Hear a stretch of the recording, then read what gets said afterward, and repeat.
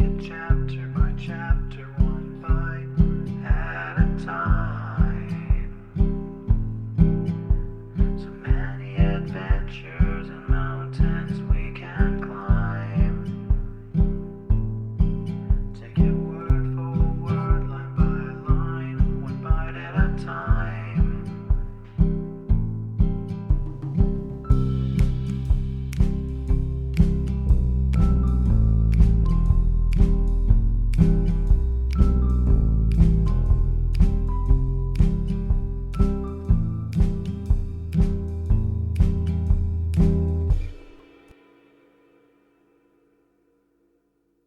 Welcome to Bite at a Time Books, where we read you your favorite classics one bite at a time.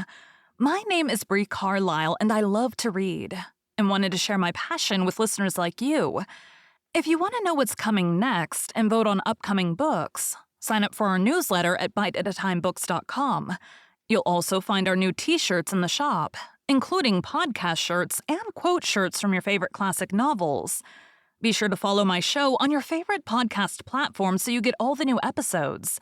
You can find most of our links in the show notes. But also our website, biteatatimebooks.com, includes all of the links for our show, including to our Patreon to support the show, and YouTube, where we have special behind the narration of the episodes. We're part of the Bite at a Time Books Productions Network.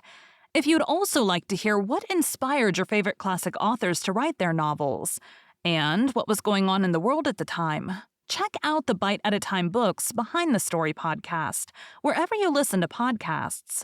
Please note, while we try to keep the text as close to the original as possible, some words have been changed to honor the marginalized communities who've identified the words as harmful, and to stay in alignment with Bite at a Time Books' brand values. Today we'll be continuing Little Men by Louisa May Alcott. Chapter 8, Pranks and Plays. As there's no particular plan to this story, except to describe a few scenes in life at Plumfield, for the amusement of certain little persons, we will gently ramble along in this chapter and tell some of the pastimes of Mrs. Joe's boys. I beg leave to assure my honored readers that most of the incidents are taken from real life, and that the oddest are the truest, for no person, no matter how vivid an imagination he may have, can invent anything half so droll as the freaks and fancies that originate in the lively brains of little people. Daisy and Demi were full of these whims, and lived in a world of their own, peopled with lovely or grotesque creatures, to whom they gave the queerest names and with whom they played the queerest games. One of these nursery inventions was an invisible sprite called the Naughty Kitty Mouse, whom the children had believed in, feared, and served for a long time. They seldom spoke of it to anyone else, kept their rights as private as possible, and as they never tried to describe it even to themselves, this being had a vague, mysterious charm very agreeable to Demi, who delighted in elves and goblins. A most whimsical and tyrannical imp was the Naughty Kitty Mouse, and Daisy found a fearful pleasure in its service, blindly obeying its most absurd demands, which were usually proclaimed from the lips of Demi, whose powers of invention were great. Rob and Teddy sometimes joined in these ceremonies, and considered them excellent fun, although they did not understand half that went on. One day after school, Demi whispered to his sister with an ominous wag of the head, "The Kitty Mouse wants us this afternoon." "What for?" asked Daisy anxiously. "A sacrifice," answered Demi solemnly. "There must be a fire behind the big rock at 2:00, and we must all bring the things we like best and burn them," he added with an awful emphasis on the last words. "Oh dear, I love the new paper dollies Aunt Amy painted for me best of anything. Must I burn them up?" cried Daisy, who never thought of denying the unseen tyrant anything it demanded. "Every one. I shall burn my boat, my best scrapbook, and all my soldiers," said Demi firmly. "Well, I will, but it's too bad of Kitty Mouse to want her very nicest things," sighed Daisy. "A sacrifice means to give up what you're fond of, so we must," explained Demi, to whom the new idea had been suggested by hearing Uncle Fritz describe the customs of the Greeks to the big boys who were reading about them in school. "Is Rob coming too?" asked Daisy. Yes, and he's going to bring his toy village. It is all made of wood, you know, and will burn nicely. We'll have a grand bonfire and see them blaze up, won't we? This brilliant prospect consoled Daisy, and she ate her dinner with a row of paper dolls before her as a sort of farewell banquet. At the appointed hour, the sacrificial train set forth, each child bearing the treasures demanded by the insatiable Kitty Mouse. Teddy insisted on going also, and seeing that all the others had toys, he tucked a squeaking lamb under one arm and old Annabella under the other, little dreaming what anguish the latter idol was to give him. "Where are you going, my chickens?" asked Mrs. Joe as the flock passed her door. "To play by the big rock, can't we?" "Yes, only don't do near the pond and take good care of baby." "I always do," said Daisy, leading forth her charge with a capable air. "Now you must all sit round and not move till I tell you. This flat stone is an altar, and I'm going to make a fire on it." Demi then proceeded to kindle up a small blaze, as he had seen the boys do at picnics. When the flame burned well, he ordered the company to march round it 3 times and then stand in a circle. "I shall begin, and as fast as my things are burnt, you must bring yours." With that, he solemnly laid on a little paper book full of pictures, pasted in by himself. This was followed by a dilapidated boat, and then one by one the unhappy leaden soldiers marched to death. Not one faltered or hung back, from the splendid red and yellow captain to the small drummer who had lost his legs. All vanished in the flames and mingled in one common pool of melted lead. "Now, Daisy," called the high priest of Kitty Mouse, when his rich offerings had been consumed to the great satisfaction of the children. "My dear dollies, how can I let them go?" moaned Daisy, hugging the entire dozen with a face full of maternal woe. "You must," commanded Demi, and with a farewell kiss to each, Daisy laid her blooming dolls under the coals. "Let me keep one. The dear blue thing, she is so sweet," besought the poor little mama, clutching her last in despair. "More, more," growled an awful voice, and Demi cried, "That's the Kitty Mouse. She must have everyone quick or she will scratch us." And went the precious bluebell, flounces, rosy hat, and all, and nothing but a few black flakes remained of that bright band. "Stand the houses and trees round, and let them catch themselves. It'll be like a real fire then," said Demi, who liked variety even in his sacrifices. Charmed by this suggestion, the children arranged the doomed village, laid a line of coals along the main street, and then sat down to watch the conflagration. It was somewhat slow to kindle owing to the paint, but at last one ambitious little cottage blazed up, fired a tree of the palm species, which fell onto the roof of a large family mansion, and in a few minutes the whole town was burning merrily. The wooden population stood and stared at the destruction like blockheads, as they were, till they also caught and blazed away without a cry.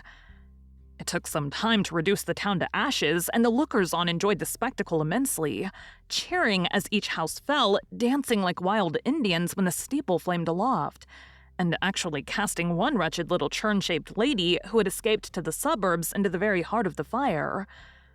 The superb success of this last offering excited Teddy to such a degree that he first threw his lamb into the conflagration, and before it had time even to roast, he planted poor Annabella on the funeral pyre. Of course she did not like it, and expressed her anguish and resentment in a way that terrified her infant destroyer. Being covered with kid, she did not blaze, but did what was worse. She squirmed. First one leg curled up, then the other in a very awful and lifelike manner. Next, she flung her arms over her head as if in great agony. Her head itself turned on her shoulders. Her glass eyes fell out, and with one final writhe of her whole body, she sank down a blackened mass on the ruins of the town. This unexpected demonstration startled everyone and frightened Teddy half out of his little wits. He looked, then screamed and fled toward the house, roaring "Mar-mar" at the top of his voice. Mrs. Bear heard the outcry and ran to the rescue, but Teddy could only cling to her and pour out in his broken way something about poor Bella herded, a draped fire, and all the dollies dorn. Fearing some dire mishap, his mother caught him up and hurried to the scene of action, where she found the blind worshippers of Kitty Mouse mourning over the charred remains of the lost darling. "What have you been at? Tell me all about it," said Mrs. Joe, composing herself to listen patiently, for the culprits looked so penitent she forgave them beforehand. With some reluctance, Demi explained their play, and Aunt Joe laughed till the tears ran down her cheeks. The children were so solemn, and the play was so absurd. "I thought you were too sensible to play such a silly game as this. If I had any Kitty Mouse, I'd have a good one who liked you to play in safe, pleasant ways and not destroy and frighten. Just see what a ruin you have made. All Daisy's pretty dolls, Demi's soldiers, and Rob's new village beside poor Teddy's pet lamb, and dear old Annabella. I shall have to write up in the nursery the verse that used to come in the boxes of toys. The children of Holland take pleasure in making what the children of Boston take pleasure in breaking. Only I shall put Plumfield instead of Boston. We will never again, truly, truly," cried the repentant little sinners, much abashed at this reproof.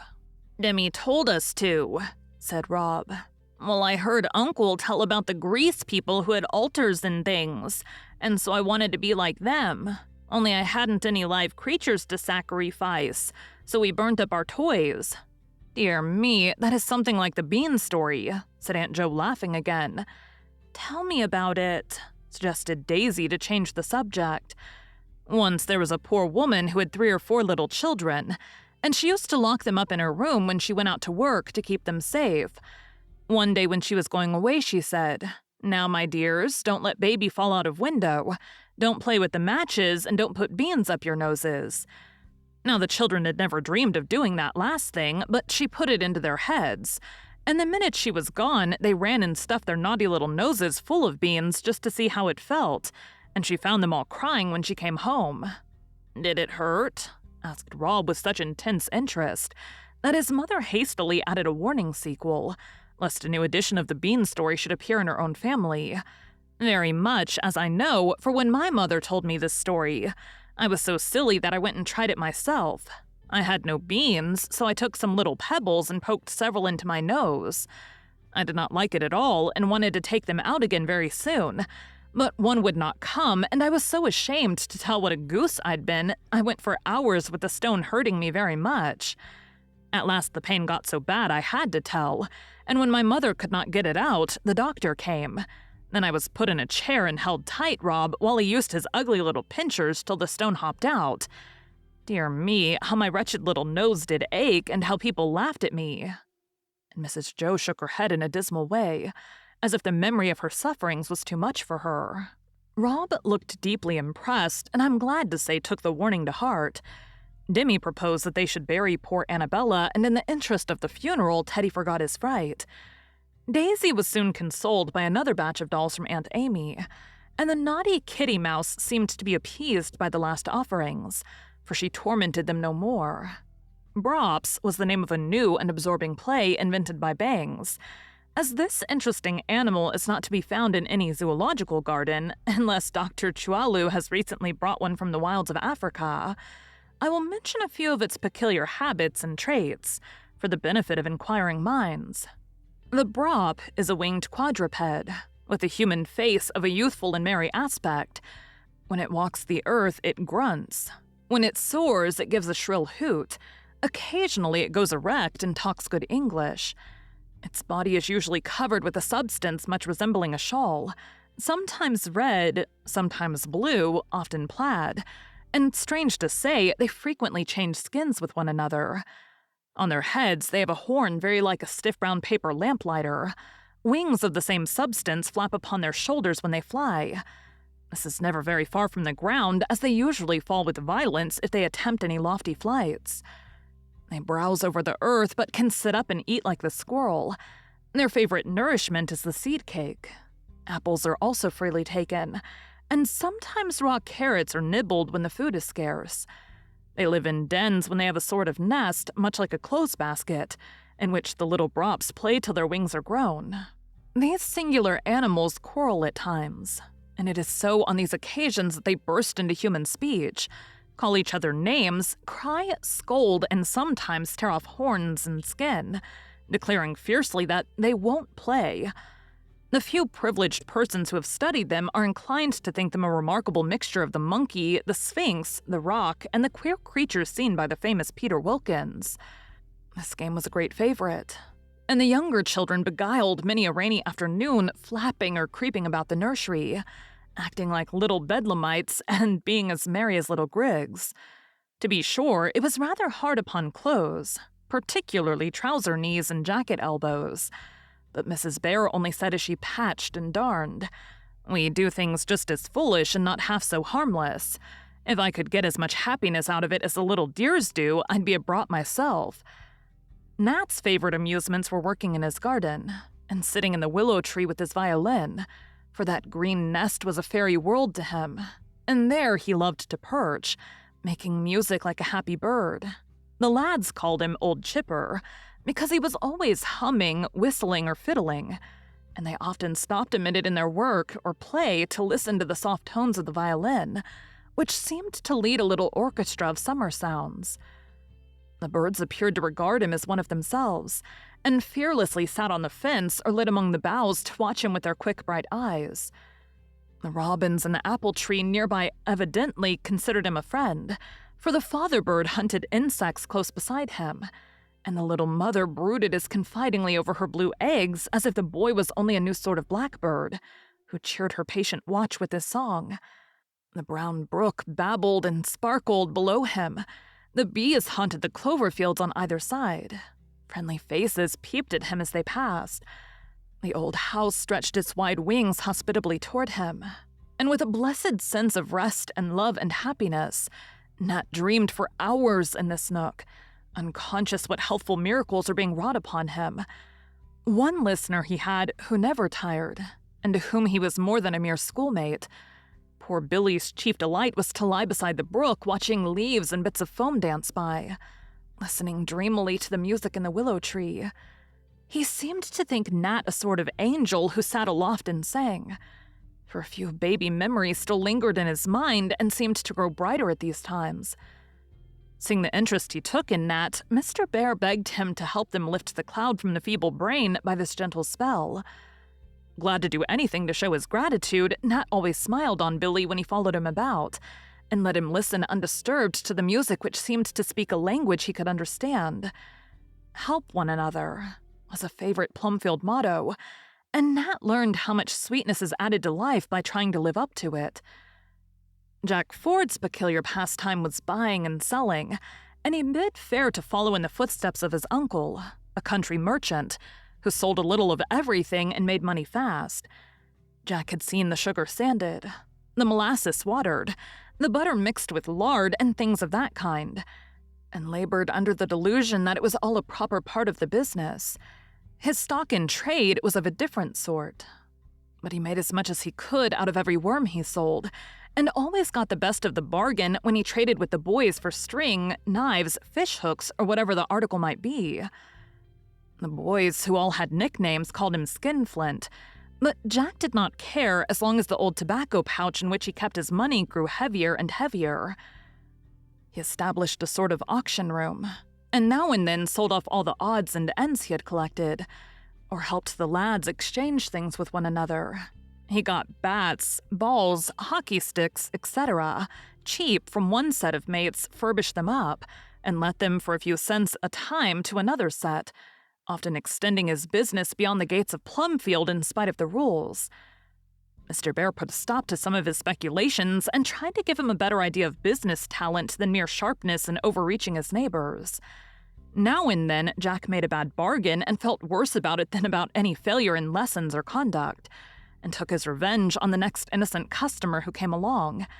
His account book was a curiosity, and his quickness at figures quite remarkable. Mr. Bear praised him for this and tried to make his sense of honesty and honor as quick, and by, when Jack found that he could not get on without these virtues, he owned that his teacher was right.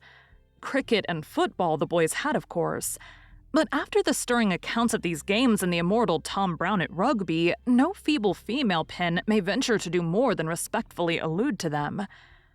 Emile spent his holidays on the river or the pond, and drilled the elder lads for a race with certain town boys, who now and then invaded their territory. The race duly came off, but as it ended in a general shipwreck, it was not mentioned in public, and the Commodore had serious thoughts of retiring to a desert island. So disgusted was he with his kind for a time. No desert island being convenient, he was forced to remain among his friends and found consolation in building a boathouse. The little girls indulged in the usual plays of their age, improving upon them somewhat as their lively fancies suggested.